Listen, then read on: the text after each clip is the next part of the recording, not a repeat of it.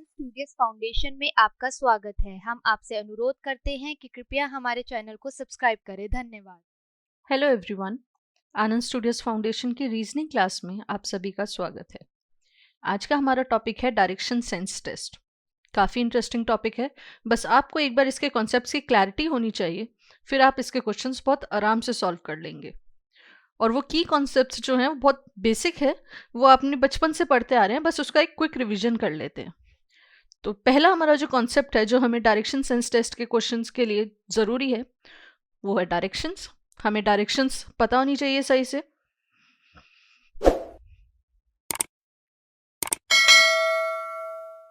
तो जैसा कि हम जानते हैं ये है नॉर्थ, दिस इज साउथ, ये ईस्ट एंड ये है वेस्ट, राइट।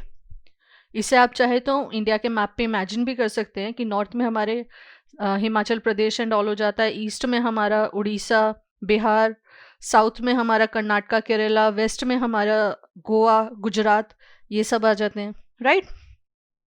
अब अगर हम देखें तो जो नॉर्थ और ईस्ट के बीच में है वो डायरेक्शन कौन सी कहलाएगी? जैसा कि एन और ई है नॉर्थ और ईस्ट के बीच में, यानी नॉर्थ ईस्ट। सिमिलरली जो साउथ और ईस्ट के बीच की डायरेक्शन होगी वो कहलाएगी साउथ ईस्ट। नॉर्थ और वेस्ट के बीच की बिल्कुल नॉर्थ वेस्ट, एंड साउथ और वेस्ट के बीच की कहलाएगी साउथ वेस्ट, राइट। सिंपल, बस इन डायरेक्शंस को ध्यान में रखना है। अब इसके अकॉर्डिंग हम देखें तो हमारे एंगल्स क्या बनेंगे। जैसा कि हम जानते हैं ये 90 डिग्री का हो रहा है, ये भी इसके 90 डिग्री पे है, ये भी 90 डिग्री पे है और ये भी 90 डिग्री पे है, राइट। तो अब हम इसके एंगल्स को एक बार सही से कंसीडर कर लेते हैं। ये सर्कल, ठीक। हम इन डायरेक्शंस को देखें।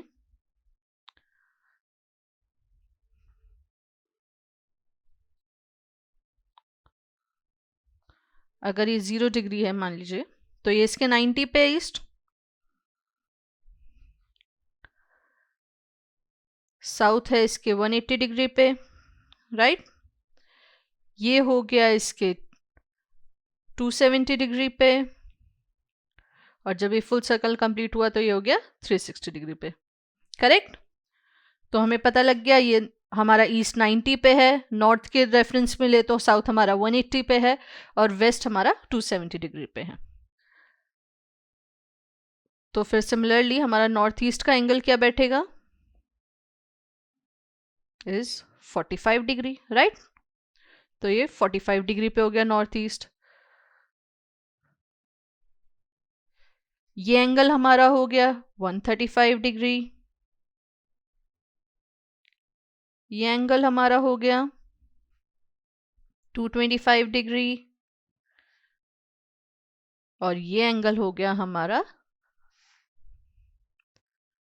315 डिग्री, यानी 315 डिग्री, राइट। तो हमें सभी के एंगल्स पता लग गए कि अगर हम नॉर्थ के रेफरेंस से लें तो नॉर्थ अगर हमारा 0 पे है तो हमारा नॉर्थ ईस्ट 45 पे, ईस्ट हमारा 90 डिग्री पे, साउथ ईस्ट 135 पे, साउथ 180 डिग्री पे, south west 225, then west 270 degree and north west 315 degree. तो आप ये देख सकते हैं कि हमारे क्या एंगल्स हैं, राइट। अब दूसरा जो बेसिक कॉन्सेप्ट हमें पता होने चाहिए जब हम डायरेक्शन क्वेश्चन सॉल्व करेंगे कि क्लॉकवाइज और एंटी क्लॉकवाइज डायरेक्शंस क्या होती हैं। तो क्लॉकवाइज जैसा कि इसका नाम सजेस्ट कर रहा है कि जो हमारी घड़ी की सुइयों की डायरेक्शंस में चलती हैं। अगर ये हमारे घड़ी के हिसाब से अगर हम देखें एग्जाम्पल के तौर पे, तो हमारी घड़ी की सुई इस तरह से चलती है, तो ये हो गई हमारी क्लॉकवाइज डायरेक्शन।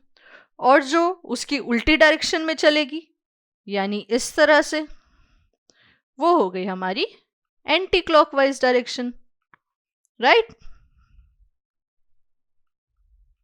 बस ये 3 बेसिक कॉन्सेप्ट हो गए जो हमें पता होने चाहिए। एक तो हमें डायरेक्शंस पता होनी चाहिए, हमें एंगल्स पता होने चाहिए, और हमारी क्लॉकवाइज एंटी क्लॉकवाइज डायरेक्शन। अब जैसा कि आप देख सकते हैं जो मैंने एंगल्स आपको बताए, ये क्लॉकवाइज डायरेक्शन में बताया, अगर इसी को हम एंटी क्लॉकवाइज में करेंगे तो हमारे एंगल्स की पोजीशन जैसे बदल जाएगी। ये अगर 0 पे है, ये 45 पे आ जाएगा, ये वाला 90 डिग्री हो जाएगा एंटी क्लॉकवाइज में, ये वाला हमारा 135, ये तो 180 डिग्री है ही, और ये वाला यहाँ पे 180 है ही, ये हमारा 225, ये 270 डिग्री एंड ये 315 डिग्री। Right, clear. नेक्स्ट हमें जो बहुत ही इजी कॉन्सेप्ट है वो ये है कि हमें अच्छे से पता होना चाहिए कि हमारा लेफ्ट और राइट हैंड साइड कौन सा जाएगा। अक्सर जब भी हम ये क्वेश्चन सॉल्व करते हैं तो हम कंफ्यूज हो जाते हैं कि हमारा लेफ्ट साइड और राइट साइड कौन सा जा रहा है अकॉर्डिंग टू डायरेक्शंस। तो उसके लिए जैसे कि मान लीजिए हम नॉर्थ की तरफ जा रहे हैं, आप यहाँ पे फेस कर रहे हैं, तो आपका राइट हैंड कौन सी साइड हो गया यहाँ पे, तो राइट साइड आपकी ये हो गई और लेफ्ट साइड आपकी ये हो गई। राइट, बट अगर आप साउथ में जा रहे हैं, आप यहाँ पे और आप यहाँ फेस कर रहे हैं, तो आपका राइट हैंड साइड किस साइड होगा, तब आपका right hand side opposite direction में होगा, वो होगा यहाँ पे, और ये होगा आपका लेफ्ट। ओके, अब इसी तरह अगर हम ईस्ट में देखें, हम ईस्ट की डायरेक्शन में जा रहे हैं, ये हमारा फेस इस तरफ है, तब हमारा राइट हैंड कहाँ होगा, यहाँ पे, और हमारा लेफ्ट हैंड होगा यहाँ पे। करेक्ट। सिमिलरली अगर हम वेस्ट की डायरेक्शन में जा रहे हैं, ये हम हैं, यहाँ पे हमारा फेस है, मतलब हम इस तरफ फेस कर रखा है हमने, तो हमारा राइट हैंड साइड होगा यहाँ पे और लेफ्ट होगा हमारा यहाँ पे। इजी। ये कॉन्सेप्ट्स हमें बस अच्छे से क्लियर रहना चाहिए, और इन कॉन्सेप्ट्स को जब हम माइंड में रख के क्वेश्चन सॉल्व करेंगे तो हमारे क्वेश्चन बिल्कुल सॉल्व होंगे। दो कॉन्सेप्ट और हैं, पाइथागोरस थ्योरम और शैडो केस। ये हम तभी देखेंगे जब हम क्वेश्चन सॉल्व करेंगे। राइट, तो अब हम कुछ क्वेश्चन सॉल्व करते हैं ताकि हमारे कॉन्सेप्ट और अच्छे से क्लियर हो जाए। तो हमारा पहला क्वेश्चन है, ये कहता है if Raj is to the south of Abhay and Mahesh is to the east of Abhay, then in what direction is Raj with respect to that of Mahesh? Solve करते हैं। वो ये कह रहा है कि जो राज है वो अभय के साउथ में और महेश अभय के ईस्ट में, यानी उसने रेफरेंस पॉइंट किसे ले लिया, अभय को ले लिया। ठीक है, मान लो ये कोई बंदा है अभय, ठीक, इसके साउथ में है, साउथ डायरेक्शन में है राज, और इसके ईस्ट डायरेक्शन में है महेश। डायरेक्शंस तो आपको अच्छे से याद ही है, अभी हमने पढ़ा है। राइट, तो इसके साउथ में है राज और ईस्ट में है महेश। राइट, अभी हमने इसे रेफरेंस पॉइंट लेके सॉल्व किया। अब वो कह रहा है then in what direction is Raj with respect to that of Mahesh. अब वो राज की डायरेक्शन पूछ रहा है, पर रेफरेंस पॉइंट किसे ले रहा है, वो इस क्वेश्चन में अब रेफरेंस पॉइंट दे रहा है महेश को, कि महेश को रेफरेंस पॉइंट लेके अब उसकी डायरेक्शन बताओ राज की। तो अगर मान लो ये महेश के हम रेफरेंस पॉइंट के हिसाब से लें, इस तरह से डायरेक्शंस देखें, तो ये नॉर्थ हो गया, ये साउथ हो गया, ये ईस्ट हो गया, और ये इसका वेस्ट हो गया। राइट, तो राज जो जा रहा है वो जा रहा है इसके वेस्ट और साउथ के बीच में, यानी साउथ वेस्ट डायरेक्शन में। राइट, तो अगर हम महेश के रेफरेंस पॉइंट से देखें तो राज है उसके साउथ वेस्ट डायरेक्शन में। सिंपल, हो गया ये क्वेश्चन सॉल्व। तो हमारा इसका आंसर हो गया बी, साउथ वेस्ट। राइट, चलिए नेक्स्ट क्वेश्चन देखते हैं। अब वो कह रहा है a person standing in south west direction, उसने ऑलरेडी पर्सन की पोजीशन बता दी है। There he moves 270 degree anti clockwise, यानी हमारी जो पोजीशन है ये क्लॉकवाइज हो गई और ये है एंटी क्लॉकवाइज। राइट, अभी हमने पढ़ा है। तो ये कह रहा है 270 डिग्री जा रहा है वो एंटी क्लॉकवाइज और 90 डिग्री जा रहा है वो clockwise. Then further he moves 135 degree in same direction, 135 degree फिर वो सेम डायरेक्शन में जा रहा है, यानी फिर से क्लॉकवाइज जा रहा है। Right, so in which direction is he now. चलो डायग्राम बना के देखते हैं। ये नॉर्थ हो गया, ये साउथ हो गया, ये ईस्ट हो गया और ये वेस्ट हो गया, राइट। वो कह रहा है person standing in south west direction, तो ये हो गई हमारी साउथ वेस्ट डायरेक्शन और पर्सन है यहाँ पे हमारा। यहाँ से उसने मूव किया 270 डिग्री एंटी क्लॉकवाइज, तो ये हो गया 45, ये 90, देन 90, तो 180 प्लस 45 हमारा 225, एंड देन फिर से 45 तो हो जाता है हमारा 270 डिग्री। तो यहाँ से लेकर यहाँ तक बनता है हमारा 270 डिग्री। तो यानी वो साउथ वेस्ट से नॉर्थ वेस्ट तक पहुंचा 270 डिग्री एंटी क्लॉकवाइज।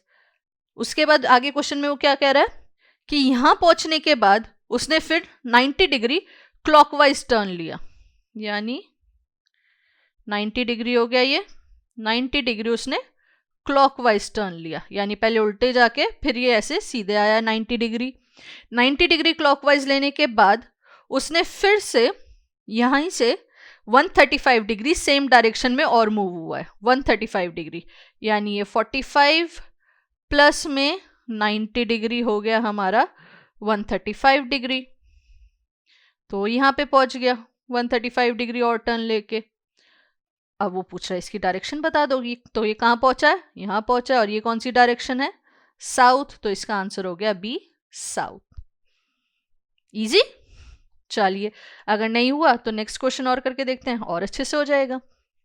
अब वो कह रहा है person is standing in north west direction, इसमें भी पोजीशन क्लियर है कि पर्सन नॉर्थ वेस्ट डायरेक्शन में।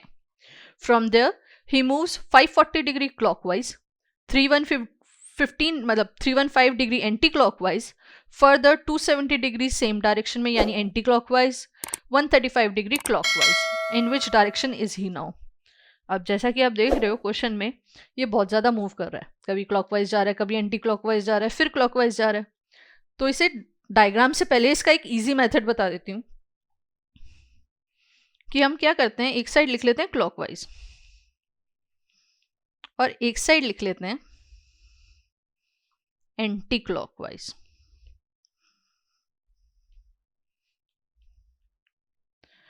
अब ये जितना मूव कर रहा है वो हम इसमें नोट डाउन कर लेते हैं कि पहले तो वो 540 डिग्री जा रहा है क्लॉकवाइज, फिर 315 डिग्री जा रहा है anti clockwise, further 270 degree same direction यानी एंटी क्लॉकवाइज में ही जा रहा है, और फिर जा रहा है 135 डिग्री क्लॉकवाइज, राइट।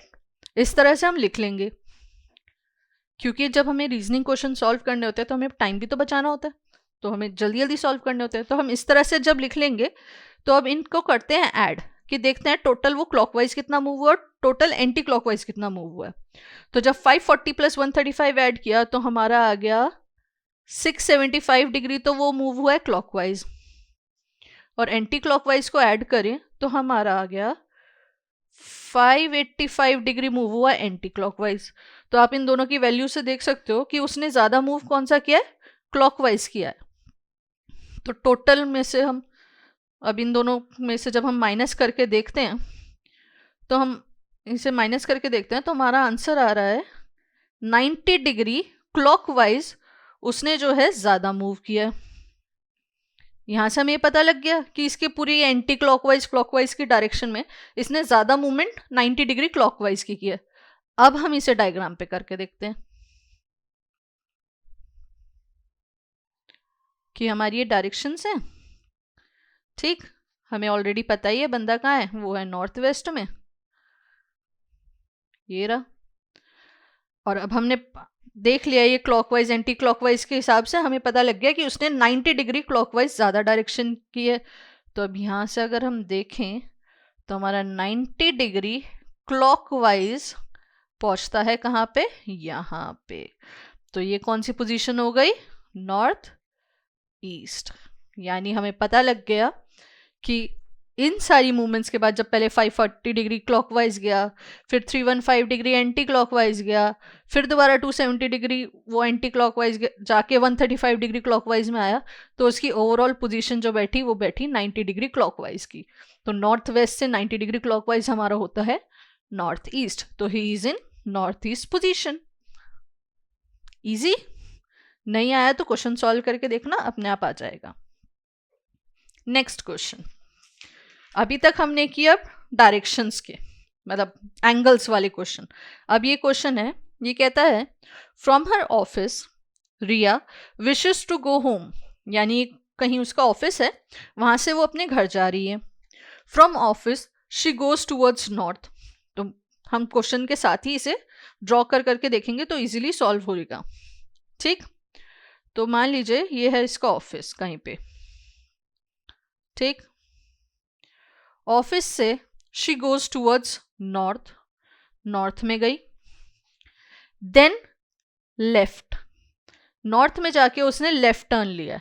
तो अब हमें पता है हमारा राइट पड़ेगा इस साइड और लेफ्ट कहाँ पड़ेगा, यहाँ पे, तो उसने लिया है left turn. Then turns right, अब जब हम इस पोजीशन में, हमारा फेस यहाँ पे, तो हमारा राइट कौन सी साइड जाएगा, बिल्कुल यहाँ पे। Then turns right, okay, and finally she turns left. अब यहां से हमारा लेफ्ट कहाँ जाएगा, यहां, क्योंकि यहाँ पे फेस है हमारा, तो हमारा लेफ्ट हैंड इस साइड आएगा। एंड रीचेज होम, और यहाँ पे है उसका होम। राइट, ऑफिस से स्टार्ट किया, नॉर्थ में गई, turns left, then turns right, and finally she turns left, और घर पहुंच गई। अब बताना है in which direction is her home situated with respect to her office. तो ऑफिस को रेफरेंस पॉइंट लेके हमें डायरेक्शंस देखनी है। तो अगर हम इसके रेफरेंस पॉइंट में देखें तो होम कहाँ जा रहा है इसका, इस रेफरेंस पॉइंट से यहाँ। तो ये है नॉर्थ हमारा, ये साउथ, ये ईस्ट, ये वेस्ट। तो हमारा कहाँ पे जा रहा है, नॉर्थ और वेस्ट के बीच में, मीन्स उसका घर है नॉर्थ वेस्ट में। राइट, हो गया सॉल्व। अब नेक्स्ट क्वेश्चन देखते हैं। Ram walks 2 kilometre towards east and then he turns to south and walks 6 kilometre. इसे हम डायग्राम के साथ सॉल्व करते हैं। फॉर एग्जाम्पल, राम ने पॉइंट ए से स्टार्टिंग की, यहां से वो ईस्ट की तरफ गया 2 किलोमीटर,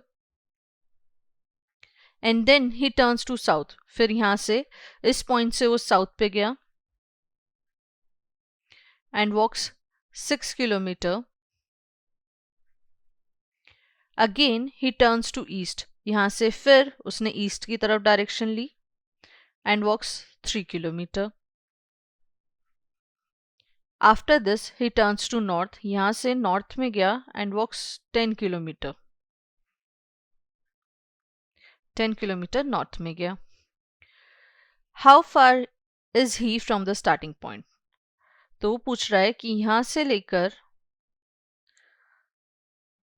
मतलब अपने स्टार्टिंग पॉइंट लेट ए से लेकर ओ तक, एंडिंग पॉइंट तक वो कितना दूरी पे आया। तो आप जैसा कि देख सकते हैं, अगर हम इस लाइन को मिला दें तो ये एक राइट एंगल ट्राइंगल बन रहा है, मतलब यहां पे लगेगी अब पाइथागोरस थ्योरम।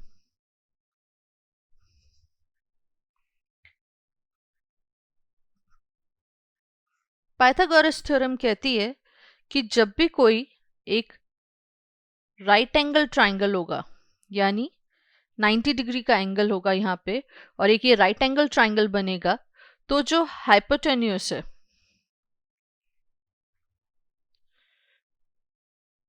उसका स्क्वायर इक्वल टू होगा हाइट के स्क्वायर और बेस के स्क्वायर से। मतलब अगर हाइपोटेन्यूस को हम लेट एक्स ले लें तो x square is equal to H square plus B का स्क्वायर होगा, which is equal to under root H square plus B का स्क्वायर। इसी को अगर हम, इसी पॉइंट को अब हम इस क्वेश्चन में पुट करेंगे। हम जानते हैं कि हमारा ये जो बेस है ये इक्वल्स टू 3 किलोमीटर है, जैसा कि क्वेश्चन में हमें बताया गया है। तो ये हो गया 3 किलोमीटर, तो हमारा टोटल बेस कितना हो गया, 2 kilometre plus 3 kilometre which is equal to 5 kilometre. अब हमें पता है ये टोटल जो है ये 10 किलोमीटर है, and this distance is 6 kilometre, तो हमें ये डिस्टेंस पता लग गया. 10 माइनस 6 इज 4 किलोमीटर, राइट. इस टोटल 10 में से हमने ये 6 किलोमीटर माइनस किया तो हमारा ये 4 किलोमीटर आ गया. अब हमें हाइट की भी पता लग गई है कि हमारा जो ये हाइट है वो 4 किलोमीटर है, तो हम हाइपोटेन्यूस निकाल सकते हैं, यानी AO निकाल सकते हैं. तो AO is equal to AO square is equal to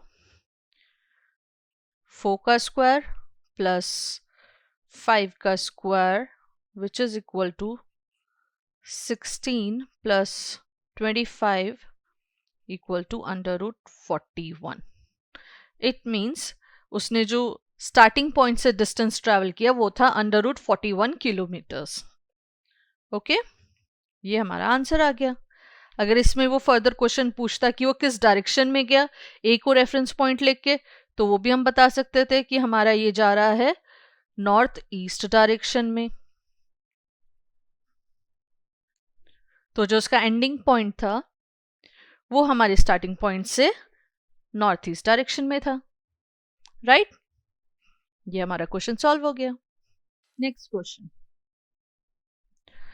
अब हमने पाइथागोरस थ्योरम का भी कॉन्सेप्ट सॉल्व कर लिया है, तो अब आ रहा है हमारा दूसरा कॉन्सेप्ट, जिसमें हम देखते हैं Sameer walked 5 metre towards north. साथ साथ ड्रॉ कर लेते हैं, ठीक है. Sameer walked 5 metre towards north from point A. तो ए पॉइंट मान लीजिए ये है, ठीक. समीर ने यहाँ से 5 मीटर वॉक किया टूवर्ड्स नॉर्थ. तो यहाँ से हम गए नॉर्थ में,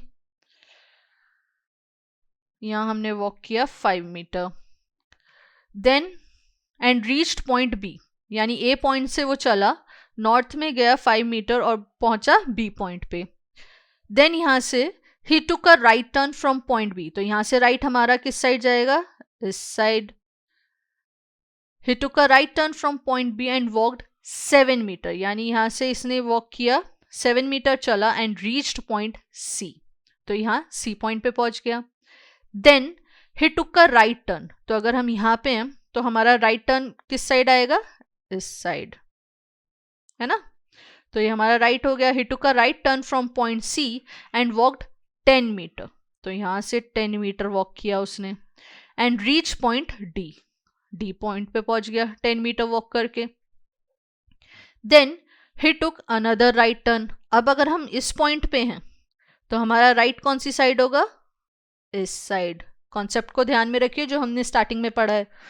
तो यहाँ से हमारा राइट टर्न हुआ यहाँ पे. He took another right turn from D and walked 6 metre. यहाँ से इसने वॉक किया 6 metre and reach point E, और यहाँ से पहुंच गया ई पे. Then Sameer took right turn from E. अब यहाँ से हमारा राइट कहाँ जाएगा, ऊपर की तरफ, बिल्कुल. यहाँ से हमारा राइट गया ऊपर की तरफ and walked 5 metre to reach point F, और यहाँ पहुंच गया वो एफ पॉइंट पे 5 मीटर वॉक करके, ठीक. ये हमारा डायग्राम बन गया. अगर हम देखें तो ये हमारे हो गई इमेजिनरी लाइन, ठीक. Sameer walked 5 metre towards north, reaches point B. Then right turn लिया बी से, 7 मीटर वॉक किया, पहुंचा सी पॉइंट पे. देन सी से उसने 10 मीटर वॉक किया, पहुंचा डी पॉइंट पे. डी से उसने 6 मीटर वॉक किया, पहुंचा ई पॉइंट पे. वहां से फिर 5 मीटर वॉक किया, पहुंचा एफ पॉइंट पे. अब क्वेश्चन देखते हैं. How far and in which direction F from point ए, यानी कितनी दूरी पे है एफ पॉइंट ए से और किस डायरेक्शन में. तो आप देख सकते हो हमें पता है हमारा 6 मीटर है और ये हमारा 7 मीटर है ओवरऑल. तो हमारा ए एफ की वैल्यू क्या हो गई, 7 माइनस 6 दैट इज 1 मीटर. और अगर इसके रेफरेंस पॉइंट के हिसाब से लें, क्योंकि ए के पॉइंट से पूछ रहा है, तो किस डायरेक्शन में है ये, ईस्ट में, है ना, ईस्ट में ही है ना. तो इसका क्या आंसर हो गया कि ईस्ट में 1 मीटर की दूरी पे है, राइट. अब दूसरा पार्ट देखते हैं. What was the total distance. Total distance की बात करें तो सारा कैलकुलेट कर दो, जो भी उसने बोला, जितना उसने ट्रैवल करवाया है. तो पहले 5 metre, then 7 metre, then 10 metre, then 6 metre, then 5 metre, which is equal to 33 metre. तो हमारा टोटल उसने कितना ट्रैवल किया है? 33 मीटर ट्रैवल किया। इजी, बस क्वेश्चन के अकॉर्डिंग चलते जाओ। Next question, it is 3 o'clock in a watch. If minute hand points towards northeast, then in which direction the hour hand will be at 10:30? तो क्वेश्चन कह रहा है कि जब 3 बज रहे हैं उस टाइम हमारी minute hand north east direction में है, यानी मिनट की सुई जो है वो हमारी नॉर्थ ईस्ट डायरेक्शन में है। Then in which direction the hour hand will be at 10:30, 10:30 बजे हमारी आर हैंड कहाँ पे होगी। तो इस क्वेश्चन को हम सॉल्व करने के लिए पहले एक घड़ी बना लेते हैं।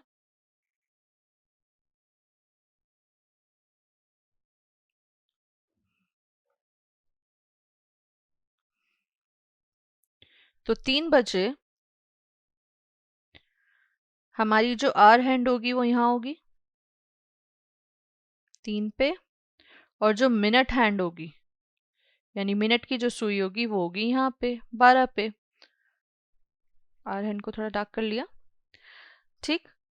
तो यानी अगर हम इन्हें डायरेक्शंस के अकॉर्डिंग लें तो ये हमारी नॉर्थ डायरेक्शन हो गई, ये हमारी ईस्ट डायरेक्शन हो गई, ये वेस्ट हो गई एंड ये साउथ हो गई।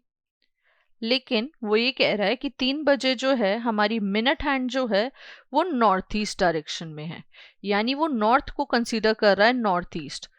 जैसा कि इससे पहले वाला एग्जाम्पल हमने सॉल्व किया है कि उसमें जिस किसी भी डायरेक्शन को कुछ और कंसीडर कर रहा था, सिमिलरली इसमें नॉर्थ को कंसीडर कर रहा है नॉर्थ ईस्ट।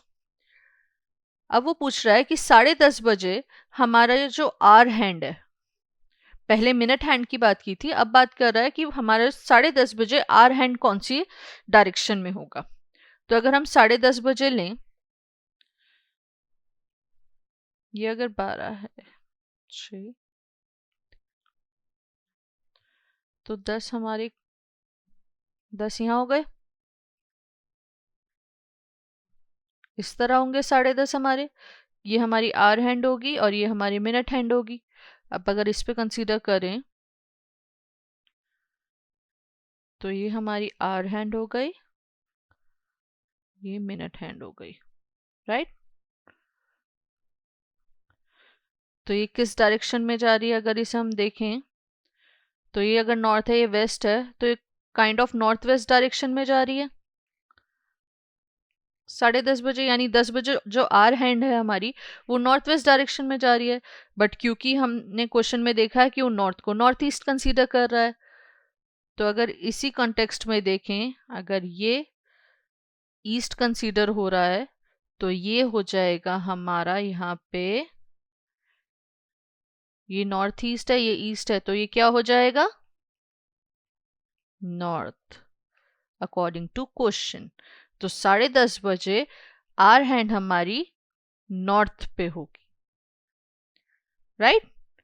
क्योंकि उसने जो नॉर्थ को है पहले नॉर्थ ईस्ट कंसीडर किया है, तो जो नॉर्थ ईस्ट यहाँ पे है तो ईस्ट और ये नॉर्थ ईस्ट, ईस्ट और नॉर्थ के बीच में होती है, तो ये नॉर्थ वेस्ट को कंसीडर क्या करेगा north. Solved. Okay, so next question है, one morning after sunrise Rahul and Kavita is talking face to face. If Kavita's shadow fell exactly to the right of Rahul, then in which direction Kavita's face? कुछ new question आया।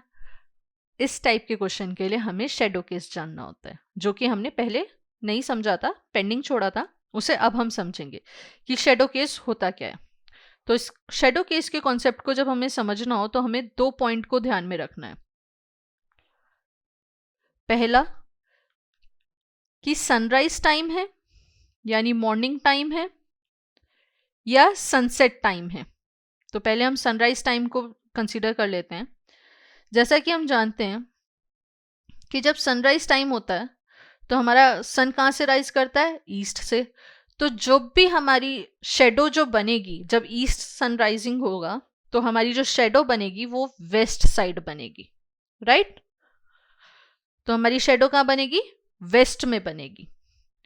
तो इसको consider करते हुए अगर हम कुछ points देखें, इफ अ पर्सन फेसिंग सन यानी ईस्ट फेसिंग है, तो उसकी शेडो बनेगी वेस्ट में और इन हिज बैक, राइट, उसके पीछे बनेगी. If a person is facing west, अगर पर्सन वेस्ट फेसिंग है, देन उसकी शेडो बनेगी उसके फ्रंट में. इसे चाहे तो आप याद भी कर सकते हो ताकि क्वेश्चन सॉल्व करते हुए आपको कोई दिक्कत ना आए. If a person facing north, यानी कोई पर्सन है and he is facing north, यानी वो साउथ की साइड है. अगर डायरेक्शन वाइज लें तो नॉर्थ की तरफ फेस कर रखा है, यानी वो साउथ साइड में है, तो उसकी शेडो जो बनेगी वो बनेगी, if a person is facing north and उसकी जो शेडो बनेगी वो उसके लेफ्ट में बनेगी, राइट.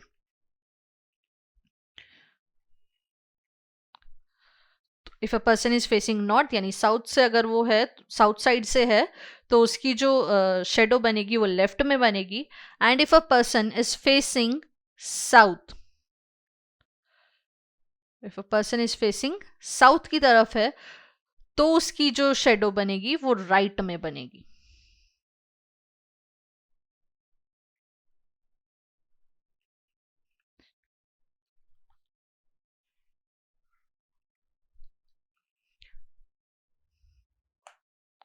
सिंपल, बस इसको ध्यान में रखिएगा. अब इसी तरह का दूसरा कॉन्सेप्ट देखें तो वो है सनसेट टाइम, यानी इवनिंग टाइम. इवनिंग टाइम में हम जानते हैं हमारा सनसेट कहाँ होता है, वेस्ट में, तो हमारी जो शेडो बनेगी वो ईस्ट साइड बनेगी. ठीक, इसको अगर आप ध्यान में रखोगे ना तो आपको शेडो केसेस में कोई दिक्कत नहीं आएगी. तो इसको भी कंसीडर कर लेते हैं. If a person is facing west, तो उसकी शेडो बनेगी ईस्ट में और उसके बैक में. If a person facing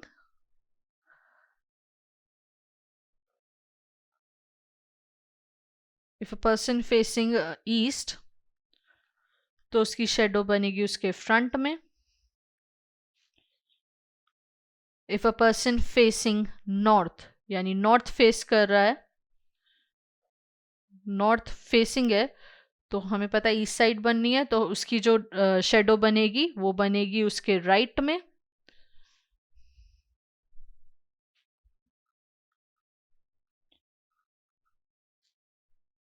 if a person facing south,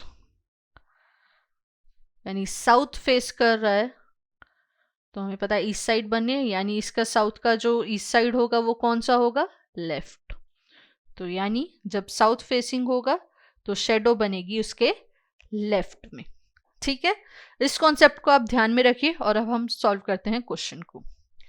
वो कह रहा है one morning after sunrise, sunrise है यानी हमें एक चीज तो पता लग गई, जैसा कि हमें पता है हमारा सनराइज कहाँ से होता है, ईस्ट से, तो हमारी जो भी शेडो बनेगी वो वेस्ट में बनेगी, शेडो बनेगी वेस्ट में. इसको ध्यान में रखिएगा. One morning after sunrise, Rahul and Kavita is talking face to face. If Kavita's shadow fell exactly to the right of Rahul, sunrise है, कविता की शेडो जो है वो वेस्ट में बननी चाहिए, यानी यहाँ बननी चाहिए. और अगर कविता की शेडो यहाँ बन रही है और वो इस डायरेक्शन को कह रहा है कि वो राहुल के राइट में है, अगर राहुल के राइट में शेडो आ रही है यानी राहुल इज फेसिंग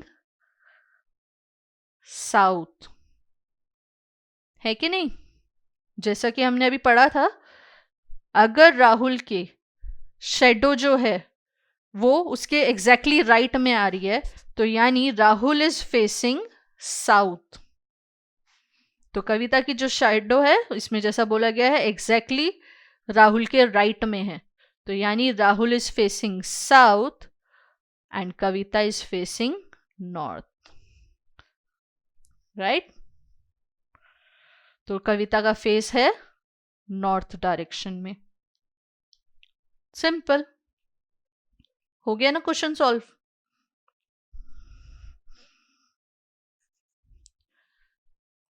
इस क्वेश्चन को जब भी आप सॉल्व करेंगे तो आपको बस ये कंसीडर करना है कि हमारा सनराइज कहाँ से हो रहा है तो उसके अपोजिट डायरेक्शन में हमारा शेडो बनेगा, और सनसेट कहाँ से हो रहा है तो उसके अपोजिट डायरेक्शन में हमारा शेडो बनेगा। आई होप आपको ये सारे कॉन्सेप्ट अच्छे से समझ आ गए हों। नहीं भी आए हो तो आप वीडियो देखिए, कॉन्सेप्ट क्लैरिटी लाइए, क्वेश्चन सॉल्व कीजिए, और प्रैक्टिस के लिए मैं भी आपको कुछ क्वेश्चंस दे देती हूँ। आप इन क्वेश्चंस को सॉल्व करेंगे, अगर आपसे सॉल्व हो जाते हैं तो बहुत अच्छी बात, नहीं होते तो भी कोई बात नहीं। कॉन्सेप्ट समझिए, सॉल्व कीजिए और हमें कमेंट सेक्शन में इसके आंसर्स दीजिए। Thank you.